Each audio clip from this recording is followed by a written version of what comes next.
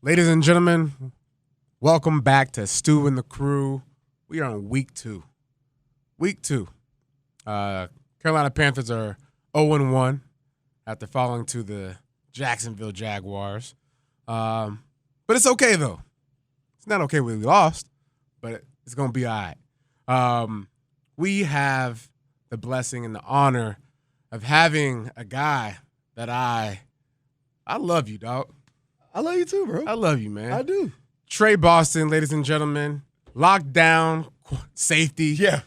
Lockdown safety. Might be on your corner someplace too. Brings the energy wherever he goes, no matter what. The man had 15 picks. And, man, I would love to just have at least one of those picks each and every game this year. But instead, they are retired picks. Yeah, I had them 2 extra ones in the playoffs too, guys. Don't forget about that. Yep. You know what I mean? So that's 17. That's 17. That's 17. Hey. 429 tackles. That means he was in the box. Oh my God. He was in the box. He was aggressive, ladies and gentlemen. Yeah. But he was also scoring touchdowns. Yes, I did score a tutty. You know what I'm saying? I tug. was blessed to get in that zone. Do you remember your touchdown celebration? Yeah. What was it? It was like folding arms. Well, first, okay.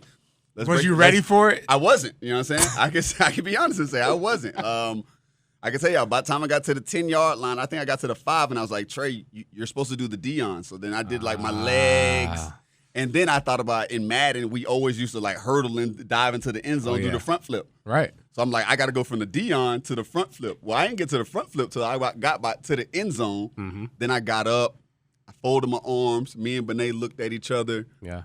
And then we both took a step back, and here comes the just beautiful Josh Norman coming flying in like a Batman. I'm talking Batman. Mm-hmm. Now, he didn't land very well because he was supposed to land like on us as a team, but we separated. Bro, it's hilarious, bro. I love it, man. Do defensive players really practice their touchdown celebration routines?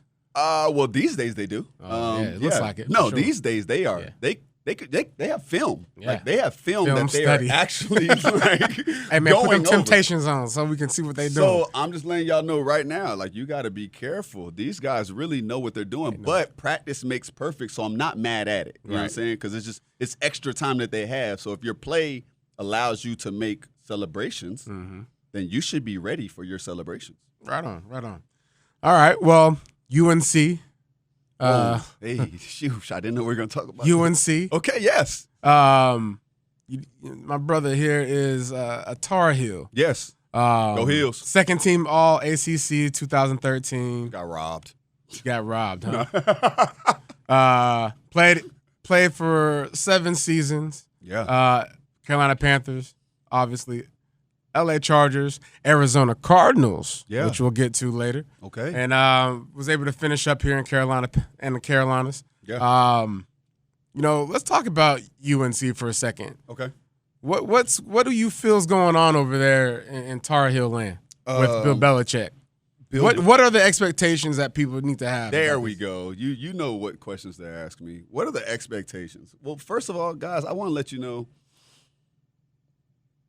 Bill Belichick is one of the greatest coaches to ever, if not the greatest in the NFL. You know, but when you throw him into a college scenery with NIL, with colleges that are already like Georgia, SEC schools who are known to pay and known to get the guys, it's tough. I mean, UNC is a great school. I mean, no doubt about it, but UNC has always been UNC. And I tweeted that out, like, man, UNC still UNC.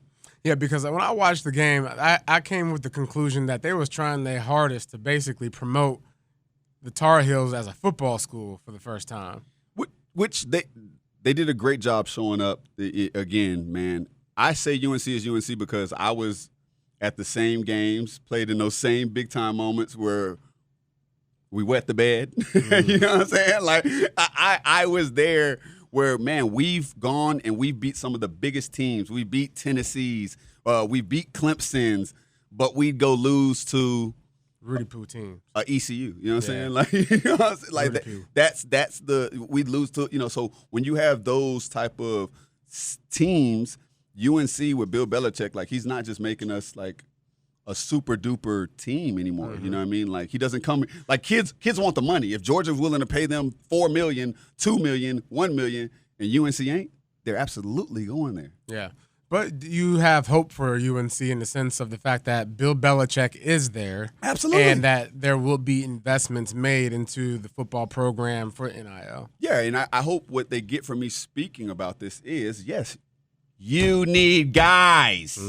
If we're talking football, we need guys. So, yeah, coaching only goes so far as your guys. And who would know the best of them all? Yeah. So for me, we can't just keep saying, like, oh, Bill Belichick, best coach. He's just going to go in there with just these guys and make them the best ever. No. Yeah. He even said that, hey, we're not good.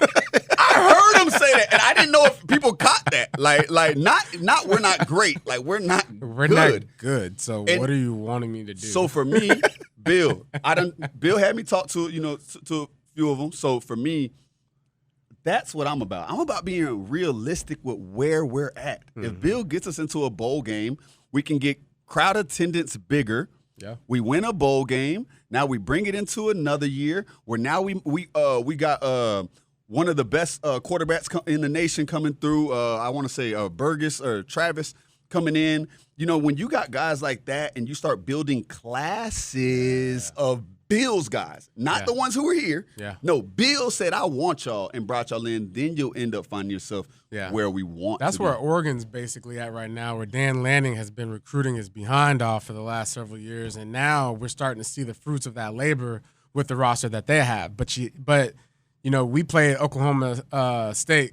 this past weekend. Yeah, what happened? And we thrashed them 69-3. Yeah, Walked the dog on them boys. I thought I seen that score in there. But guess what? Pre that game, the head coach of Oklahoma State came out and was like, hey, it would be nice to play someone that has the similar budget that we have. And I took that as, so you want to play somebody that's sorry so you can win and get yourself an opportunity to win a national championship? That ain't how that go. Not no more. Yeah, that ain't how that go.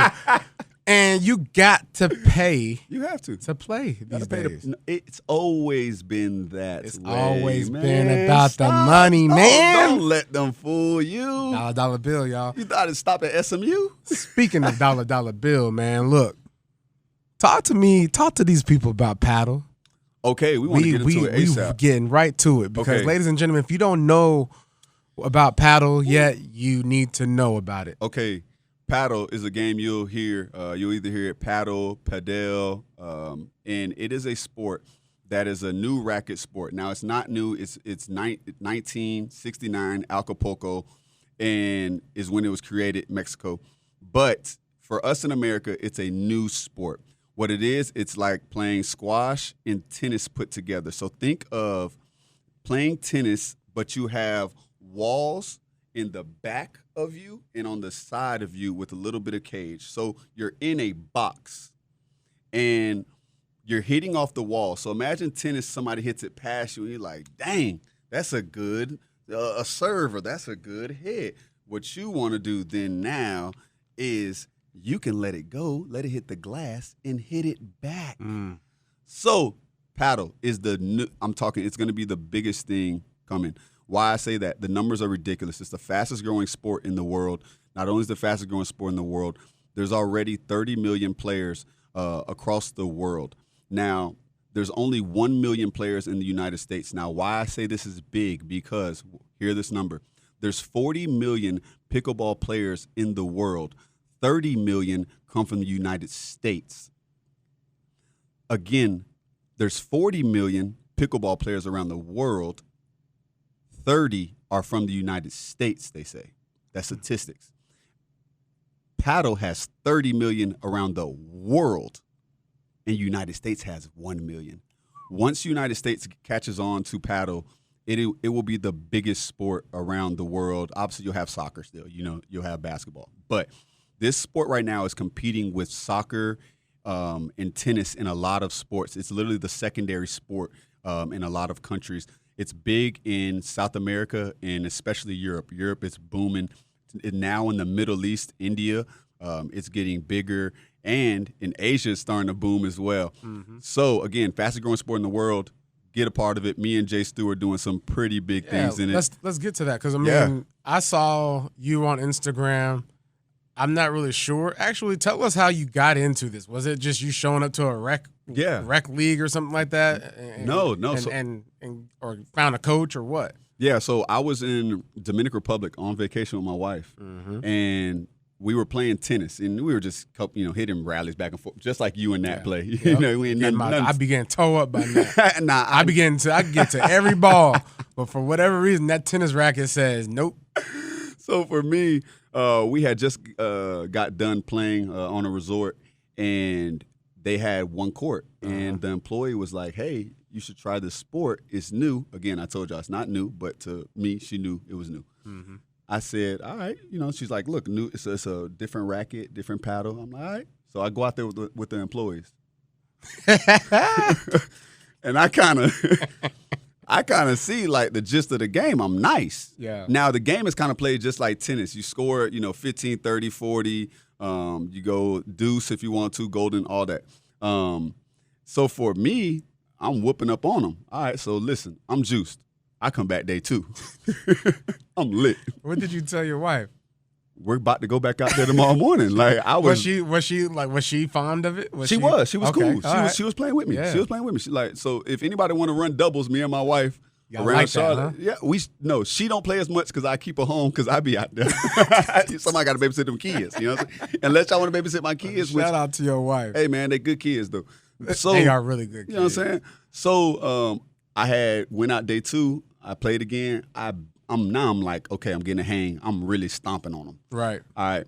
Day 3, I'm blessed playing some Chileans. I met some Chileans. They really give me the breakdown of the game, kind of the numbers of what I'm talking to y'all right now, letting me know. International with it. Oh, man, it's crazy. So they're like, hey, man, last 6 years has been booming in Chile. It's starting, in Argentina and Spain is where it's really big at. Spain has, over, I want to say 12 to 16,000 courts. And Spain isn't the size of Texas. You know what I'm saying? Mm-hmm. So think about that. You have that many courts in Spain alone, and Texas maybe has right now maybe 30. So it's basically like football in Texas, but Spain. Yes. Yeah. That's how they do it in Spain and in Argentina. Yeah. But Spain is like the hub. Like if you want to go get best coaching, the best players, go to Spain because these kids have been playing it since they're like 5, 6. What I learned is from some of their best players is getting to meet all them boys is that they have in their apartments their Section 8s. You know what I mean? Like they in their apartments they don't have like football fields or grass fields. They have like a court, a basketball, a soccer, and a paddle court. Wow. So a little pitch for soccer that might have basketball courts they can shoot on if they want to some days. Yeah. And then a paddle court. Yeah, it was cool. So yesterday I was able to go and meet Tre over here locally at what's it called? Epic Paddle. Yeah. They have some courts that are popping up, in the U.S. And I was able to go meet some guys that are a part of this, and they're talking about how they're setting up Epic Paddle courts in housing developments, new housing developments. Yeah. So like when you talk about, having, the amenities, you have your swimming pool, you have your workout room, now you got paddle courts. So if you do not know by now what to invest your money in, what's the next wave? It's not pickle anymore. No, it's not. It's pickle oversaturated. Pickle is long gone. You missed that wave. It's overdone. Just like breweries. It is now paddle, okay? And you can be the first to get involved. If you have any questions or concerns, reach out to Mr. Porquato. Hey, Porquato. Hey, man, y'all shoot me some DMs. Let me know. Hey, I'm letting y'all know right now why the time is, man. This game is fun, man. It ain't like pickleball. It ain't like it's real fun. I can vouch for it. It ain't like your grandma can come out there and just be whooping up on you. Like, yes, can grandma play? Can grandpa play? Yes, there's some ballers. Yeah. But you actually move and you sweat. Yeah, sweat. Listen, me and Trey went out there to Matthews. Matthews has a location. Yep, Charlotte Paddle. Charlotte Paddle.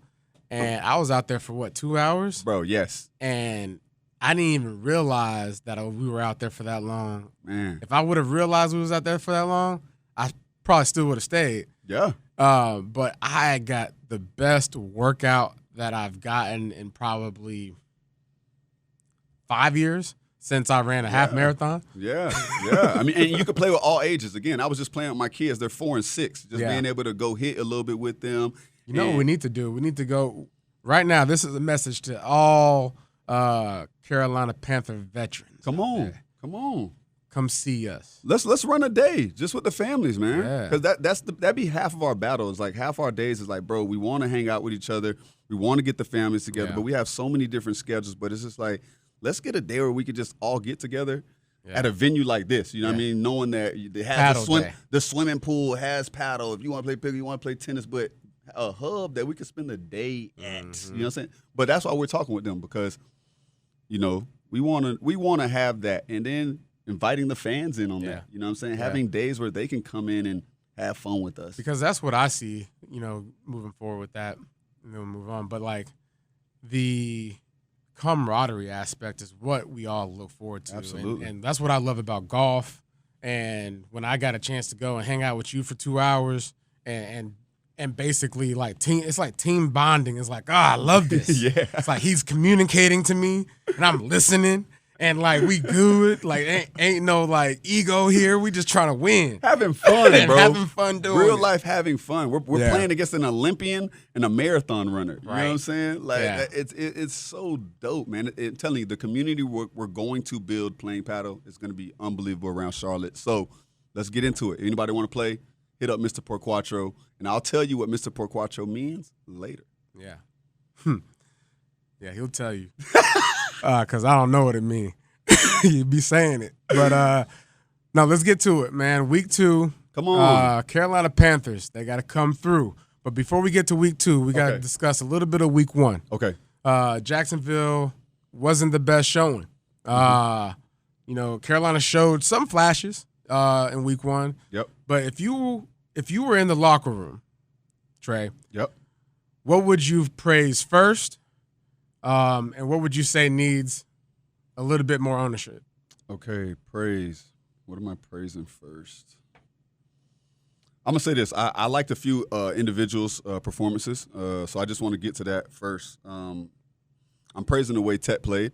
I thought Tet played like a dog. If that's week 1 and that's what you're showing me week 1, I'm absolutely happy at that. J.C. Horn, unbelievable. Lockdown. This guy is everything I've been trying to tell people who he is. No matter if he's hurt, no matter if I don't care what. Give that man money because he's going to lock stuff up. Big physical corner, one-handed pick. The man makes plays, man. Yeah. So I thought I liked the line until we started getting banged up. I'm going to be honest. I thought that interior defensive line looked well. Once we took a couple injuries, you know, they started running that ball. And then I would say, I think that's it, man. I'm going to be honest. And what I will say is it's just week 1. It's just week 1. We're 0-1. So I'm not making this a big deal. I'm not panicking. I'm not even having talks with guys like, hey, guys, we got to tighten up. No. It's not even that time yet. But it is time to look at each other, be honest, come to work the next day. We ain't even got to talk about it. But we need to come to work laser-like focused and know what we're about to go on. Because I'm also say this, that Jaguars team wasn't a great team. No. We made them look better than what they really were, for sure. Because they had some chunk plays. Yeah. And the chunk plays comes from not being in certain positions where you're supposed to be at. We'll get to that. But, you know, if I said to you, finish the job. Yes. That would be basically kind of the echo that I would have, you know, going throughout that locker room. Okay. Finish the job how? Because when did they have the job? You know what I'm saying? No, so as far as, you know, completing catches, right? Oh, so finishing the play. Finishing the play. So finish the job. Yes, so if you're in position to make a block, finish the block. If you're in position to make the tackle, finish the tackle, right? Run through guys. Yeah. Those are the things that I think first week just finish is all obviously one team is more prepared probably than the other, especially you have an away game, you have a weather delay, you have all these things that could be labeled as excuses, but we ain't taking excuses because that's what we roll with, right? Yep. But I will have to say this though. You have to show up in week 2 and you have to win this game in a way that proves to yourself that you understood what your wrongs were and you corrected them. Because what it is you don't want this week 1 to be a trend. For sure. Because these losing trends happen fast. Right. Exactly. Fast. Very fast. Yep. It's the NFL. Come on. We've been on teams where we've kind of been lackadaisical about things like, oh, we'll get over that, or don't sweat the small stuff. But I've also been on teams where we might have won games that were really close, and we gotten on that plane. Come on. And we've been like, it was a quiet plane ride. For sure. You would have thought we would have lost. For sure. Right? So if you have those types of games, have that type of energy. Yes. But if you show up and handle your business, that's when it's fun. Yes. When you know that on offense we did our thing, and on defense we did our thing, and in special teams we did our thing. We got to figure out a way to find, more glimpses of complete games. Okay. You know what I'm saying? Yeah. So week 2, we go to Arizona. Yes. And I want to talk about a guy that you played with. Come on. Buda Baker. Ooh. Right? Oh, boy, cold. He cold, right? Cold. The level of his play and his energy is something that stands out to me all the time I turn that tape on. Man. When it comes to filling his role in the run game and the passing game, if I'm the Carolina Panthers, I'm watching film. Where's he at? Where's number 3? Where's he at? Where is he at? And not in the sense of Bryce needs to be threatened. No. Right? But we just need to make sure that we understand how to take advantage of his aggressiveness. Absolutely. Right? Absolutely. So going into week 2, coming off of what we just witnessed, what are some things that we have an opportunity to have an upper leg on when it comes to playing Arizona? Especially on offense, you being a defensive guy. Yeah. I want to make this about us. Because you know how it goes. Yeah. Like this is about us, and it is about finishing plays. It is about we have what it takes to be good. Mm-hmm. We'll see if we can be great. Right. But we have what it takes to be good. Mm-hmm. Can it come together? Because there's pivotal plays last week that start, like you said, trends, but momentum swings. Mm-hmm. You have one play that trickles into the next. You have a catch that you don't get your foot down. Yep. You have a crossing route that maybe you slowed up on. Bryce doesn't give the best ball, gets tipped, picked off. Mm-hmm. Unfortunate. Yeah, you want these plays back. You have Bryce before half, the ball you want on the inside fade to Renfro back. You want him to kind of put that there. Yeah. There's so many plays that are like, You were saying it. They didn't finish. Those are missed opportunities. Yeah. So when you have 6 missed opportunities in football games, those are whole swingers. Yeah. So for me, I want to see us not only finish, but this week going into this game, let's have the urgency of making sure that you aren't being questioned for what happened last week. Right. Now, what you said is you want to see them win in a fashion that makes them know that they're there. But I want to say this. I want to see us just win. You can celebrate however you want. And this is how I say that. Obviously, you can't do everything. But when you're dealing with teams who don't have foundations of winning, the mentality to lose is so much quicker to get to. It's easier. We're 0-1, and what are the fans saying right now? Oh, here we go again. here we go again. Mm-hmm. They're throwing in the elimination cards already. You gotta block that out. It's 0-1. How do you block that out? It's 0-1. But how do you block that out if you're a young guy that doesn't understand the context of what you're saying? First, you need veterans who are going to let you know that, hey, man, like we're 0-1, we're good. Yeah. We're good. And we only lost because these 6 plays. Yeah. And these 6 plays end up trickling to this next 3 drives where we can't stop the ball. Yeah. This one player busting out for 75 yards makes it look like this guy has 102 at half, and now you like, oh, man, he got 100 yards at half. Well, man, what are we doing? No, you just messed up one play. So going into the locker room, we got to tighten up, have guys who can get the guys and let them know we're good. Yeah. Do you think they have the right mindset? Do you see glimpses of guys that have the right mindset? I think so. I think I see some. I got an even better question. Yes, for sure. Because we're going to talk about thievery. Come on. Because I want to know, because I'm asking a lot of the DBs, right? Yes. Their versions of when Thieves Ave was announced, right? Mm-hmm. And that moment when you were, I guess, invited into Thieves Ave or were Thieves Ave, what was that? When did that happen? How was that formed? Because I want to get back to that because that's in my opinion, that's a mindset that lived in the secondary, but was also a catalyst for sure for that defense. All great teams need identities. Mm.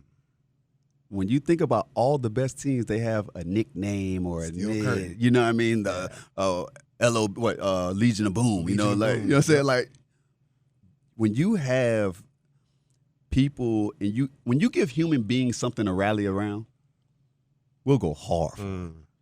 Keep pounding. Oh yeah. We don't play by where that keep drum pounding. at. We don't play. That's life. Yeah. So for me, we embodied that. It happened. Crazy thing is, story is we actually got that from Eric Washington. Okay. D-line coach. D-line coach gave y'all Thieves Ave. In practice. Really? Was just like, man, y'all boys y'all be stealing. Y'all just take the ball from the quarterbacks and just grind. Y'all just it's just nasty. It's thievery. It's y'all thieves. Y'all thieves. So Eric Washington gave that to y'all. And it's crazy because we embodied, because we were. Yeah. We trying to steal. Yeah. We trying to rob from the rich and give back to the poor. Right. And then at the same time, Cam handing out the footballs. You know what I'm saying? So what year was that? Was that 2014? No, I want to say 15? that. I want to say that was 15. Okay. I want to say, no, it might have been 14. Do you remember? I almost don't remember not being a thief. Was it just? What was it like not being a thief? I'm saying, I don't even know what it's like to not be a thief. So it might have been 14. Yeah. It might have been 14. So out the gate, you were just like morphed into this thievery, this stealing, crook. just knowing that, hey, if I do criminal. It's heist. It's like a heist. Every week we going into the game plan. We seeing who the best player is. We seeing how they move, when they move, I'm feeling it right when now. they do it. Like, okay, what's the timing on when you like to do it? Oh, you like to be here at this time? Okay, we gonna catch you heist. Here at this time. It's Thieves Ave. It's a heist. It's thievery. So you just really plotting the whole time throughout the week, watching film. I am and trying. You like sending notes to your boy in the back of the room, like, hey, you see this? Yeah, when he takes his when he go 3x1 and he motion to 2x2 and number 1 is on the ball and he float. If it's up, it's stuck. It's stuck. I'm telling you. Hey, Steve Wilson, give you something. Steve Wilson will tell you right now. He'll tell you, listen, everything is 99.9%. But that 0.001, that's on me. You know what I mean? Like, yeah. But if I tell you something, they mean it, boy. When Wilkes, Dermot, when them boys told you something was gonna happen, it happened. I'm out there. Trust. People think I'm just out there just willy-nilly just trying to jump routes. No, Wilkes and them you boys knew it. told me. Wow. 17 picks. Y'all yes, hear that? They told me. So the alignment with the players and the coaching staff was just throughout the roof. So now we're going back to a family. Yep. We're going back to a family. Yeah. So going to win and building a foundation. Yeah. Build your wins any way possible and stack your wins. And then you get to a point where you're 5-6 wins down the road and you've built an identity of winning. Right. And now you understand in big games when something goes wrong, oh, no, guys, we can win these games. And now we can talk about 2015 when we found out game after game, oh, we're those guys. Yeah. I remember seeing like Thanksgiving game when Kurt Coleman ran that interception back. Pick 6, yeah. It was actually kind of like a bunch of thieves. Like, hey, we got it. Let's go home. It's a heist. Let's run. So hey, they coming. Let's run out of here. D-line, linebackers, like we were all thieves. Like you think about that season. I want to say Luke had 4 picks. TD had 3 picks. D-line had a couple picks. We're all thieves. Yeah. So when you take on an identity of like, oh my God, this team has something to them. Everybody. Bunch of hoodlums back there. Even the coaches, everybody, man, we running out with baseball bats. Man, we used to run out with baseball bats back in the days. You know what I'm saying? Warriors is trying to play. Like, that's an identity that you have to build. They don't just come. All right. So when you talk about playing free, like you were basically explaining, you know, it takes the whole entire unit to be able to do so. So. Thank you so much. Thank you so much for saying that. Because Keep going. When you talk about that defense, you had Luke Kuechly, Thomas Davis. Yes. You have Charles Johnson. Yes. You have Star. KK. You got KK. You got Mario Addison. Jano. You got Kurt Coleman. You got Roman Harper. You got Peanut Tillman. Cortland Finnegan. Jared Allen. Oh, my God. Young Shaq Thompson. Ooh, came in a dog. Fast as all get. Oh, my God. So when you have guys that are good players. Yes. But not just good players. You have good coaching that's basically telling you. Great coaching, yes. And saying, hey, be here. Or else. That's called doing your 1-11. Okay. Guys, if everybody just do their job, not one team out here can beat us. Right. We really saw it. We really embodied that. Because when you got on the field, that's how you played. You played free. Absolutely. Like the energy, feeling like we talk about run fits, right? We talk about the Carolina Panthers against the Jaguars. Come on. If you're not in your position, it's because you're not in trust. Yes. With what your players around you are doing. Yes. If a guy is slipping in, if your defensive end is slipping in, you got to make sure you replace the edge. Yes. And make sure you contain the edge. Yes. And then if that guy's containing the edge and he's getting over there, that makes the safety have to be more aware of the fact that I need to get down there just in case he ain't there. Yes. Because I need to get there quicker. That's a lot of talking just to say, do your job. If I trust you to be in your gap, and you trust me to be in my gap, and you know if it's in my gap, it's tackle, and it's in your gap, it's tackle, and it's if in his gap, they done effed up because he free, and that's probably a forced fumble. Right. That's how you talking about going free. Like, man, you name those names. We just named all them names. Show me, man, I hate to do it, man. Show me another roster like that in the last few years. You know what I'm saying? Like, show me another roster that you can say him. The closest thing to that is Seahawks. So, I'm doing it here at the Panthers.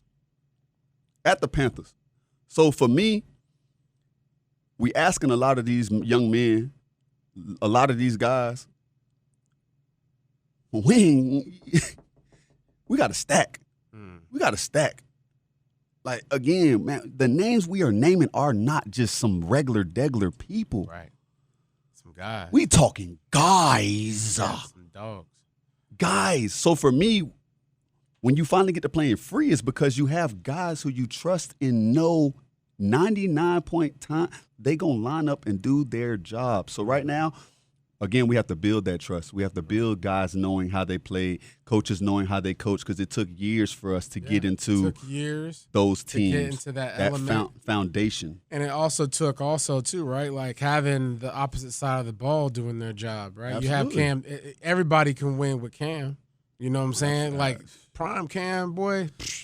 You going in the games knowing you got a great chance. We got a good chance. We got a good chance. But you're right. It does take guys. And speaking of guys, I mean, you played when you left here. Yep. You went to the Chargers. Yep. And then you went to Arizona Cardinals. You were with Larry Fitzgerald. Yes. He's a guy. You You were with Patrick Peterson. Yes, guys. He's a guy. Yes. You were with Buda Baker. He's a guy. Yeah, Chandler Jones. Guy. Right? Yeah. So we have guys. Yes. But what was missing? Okay. I love this because y'all know I love talking detail. Arizona was so stuck on how good they used to be and making it to the playoffs every year. Like, hey, we don't want to do it this way because we make the playoffs doing it this way. Yeah. And me and Wilkes are like, we have meetings together, and I just tell him, like, man, like I'm trying to get these guys to see y'all's old ways ain't winning no championships. And who is smacking y'all every time? The Panthers. Like, we the ones who do it. So they were so stuck. Hey, listen. They were so stuck on just being good that they didn't want to be great. You know what I'm saying? And I kind of see them still stuck in that lane right now that, they're building a foundation right now that, we'll see what that looks like. But, I mean, sometimes teams get stuck in what used to be because what used to be was good. No, it was good. Yeah. They like making the playoffs. They like the rave around. They like when they, went to the Super Bowl in 08 or whatever. I think it was like somewhere around there. Yeah. So for me, lost to the Steelers. Yeah, when Wilkes came in there, like, hey guys, this is the way we're gonna do things now. Everybody who had been there for years, they had problem with it. They just had problems, and I'm just like, guys, y'all don't know how to win.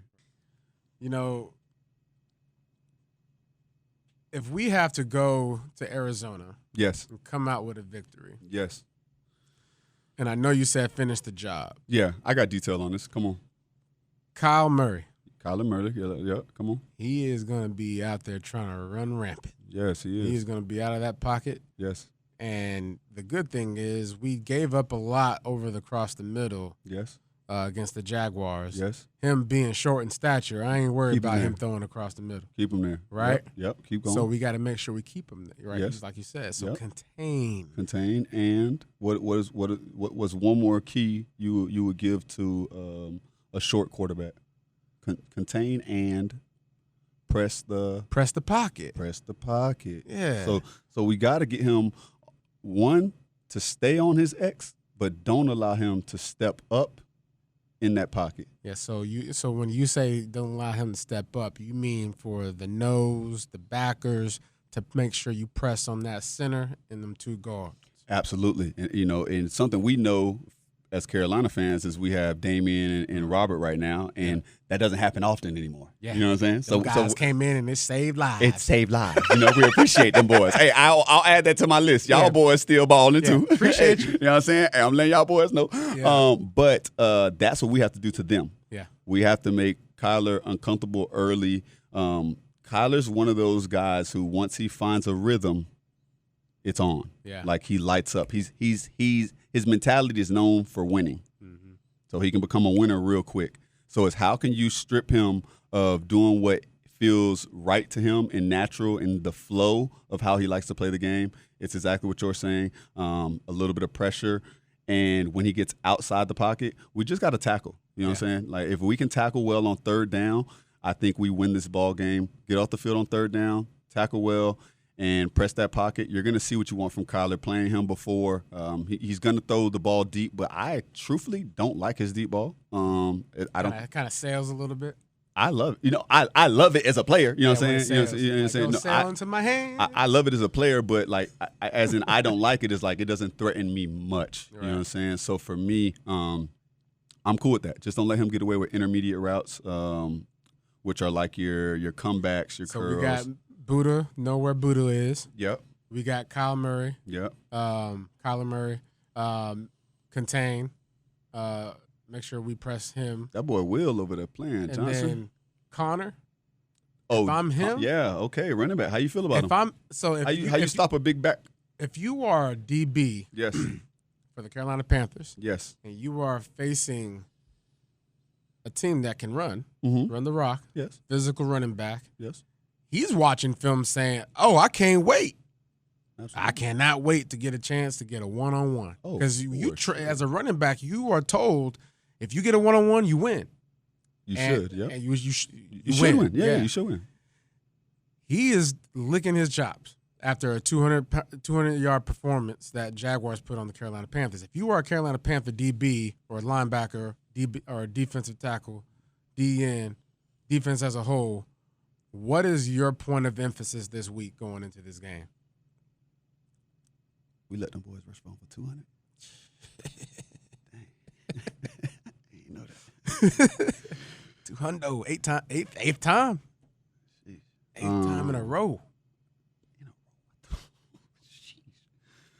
Okay, so what I'm gonna do is, Arizona's licking their chops. Anybody who's playing us is licking their chops to have an upfront battle. Like, hey, what's your front seven doing versus our front seven? And what we're noticing is front sevens are outlasting our front sevens. I like our front sevens in the first two, 3 quarters. You know what I'm saying? One or two bad run fits. It happens. Yeah. But through injury or through games, we're noticing that fourth quarter has been a spot for us that we're not being able to finish games. Now, you got to get to the fourth quarter and be in a good position for that. Yep. But this is the type of defense that I think has to start first with we're going to stop the run. Yeah. Like what is your identity? This is what we got to do first. We cannot allow you to ever think that you're going to be able to run the I don't ball. care if we got to stack the box, put 8 in the box. Yep. Like, put some more guys in the box. You have to start the identity. You cannot run the ball because it's going to make the game so much easier on you. Now you have Kyler Murray where he wants to throw the ball and he's going to throw the ball. Yeah. Now you got James Conner who is pretty good out the backfield, but he's not hurting you as a running threat. So for me, those first 2-3 series, you have to take care of the run. Now, taking care of the run is a 4-quarter game. Like it ain't, but we're talking about building identities, like starting games. If they're running the ball, is there a tackle for loss, putting them behind the chains to get them back in the pass? And let's be honest, putting points on the board helps defenses. Yes. Very much. You want them to stop running the ball, put some points on the board. I promise you. Like it'll make the defense do your job. Just please. And special teams. Don't be scared of the end zone. Everybody. It's complimentary ball as a team. So, we can be honest and be humble at the same time and knowing like we can get better at all 3 phases of the ball. Yeah. I like that, bro. And then this is a game that's obviously winnable. Watching the Saints play them, I don't think the Saints are good. Nah. Obviously, it's the first week of the season that's in the books.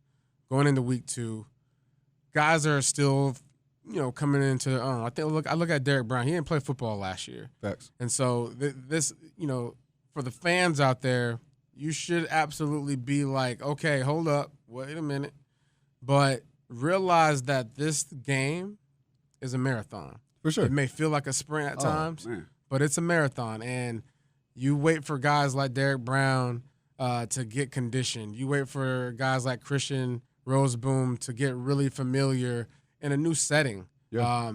This is a guy that came into his own in LA last year.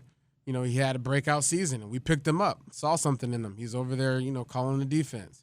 I look forward to seeing some of the younger guys step up. Thornton. I look forward to seeing Ransom. I love that boy. I would like to see Damani Richardson out there. I've heard a lot about him. I would like to see a little bit more of him out there.